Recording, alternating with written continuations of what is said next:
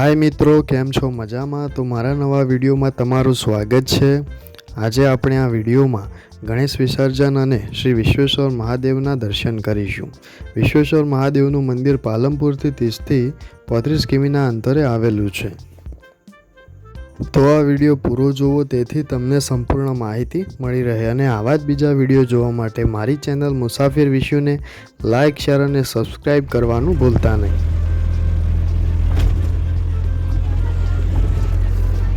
तो हवे आपणे आ जग्या पर पहोंची गया छीए। अहींया विश्वेश्वर महादेवनुं मंदिर आवेलुं छे अने एनी बाजुमां ज बनास नदी वहे छे। आ जग्या पर बधा लोको नहावा माटे अने विश्वेश्वर महादेवना दर्शन करवा माटे पण आवे छे। अहींया लोको गणेश विसर्जन करवा माटे पण आ जग्या पर आवे छे।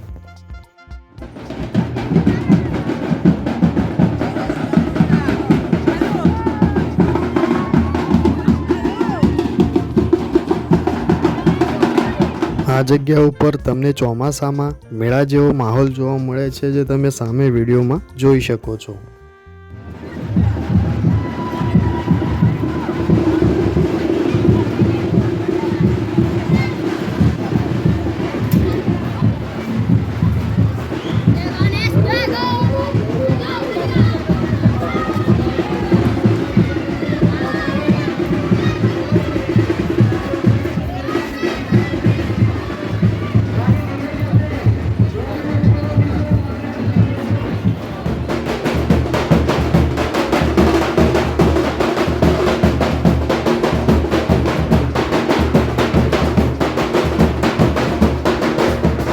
आ जग्या पर ચોમાસામાં જ્યારે બનાસ નદીમાં પાણી આવે છે ત્યારે ઘણા લોકો અહીંયા નહાવા માટે આવે છે, જે તમે સામે આ વિડીયોમાં જોઈ શકો છો।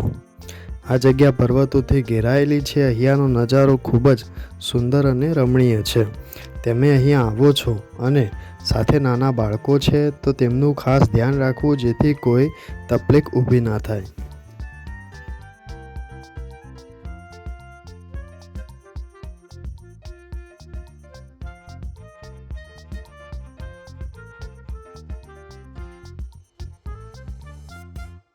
आ जग्या पर ચોમાસામાં पाणी चालू रहतुं होवाथी अहींया गणेश विसर्जन समये बधा लोको गणपतिनी मूर्ति पण पधरावा अहींया आवे छे, जे तमे विडियोमां जोई शको छो।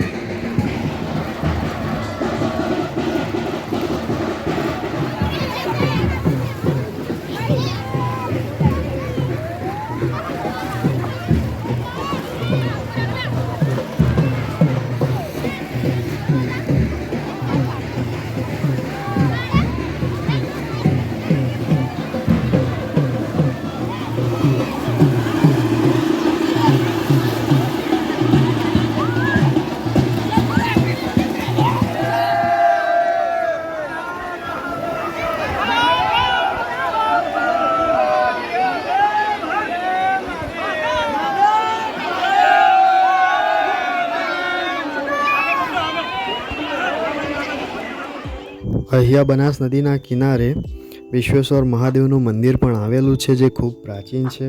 આ જગ્યા ઉપર શ્રાવણ માસમાં લોકો ખૂબ જ દર્શન કરવા માટે આવે છે.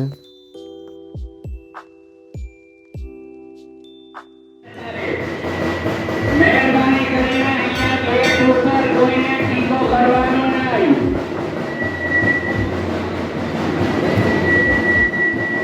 મેડમની વાપસી આવશે તો ગાડીને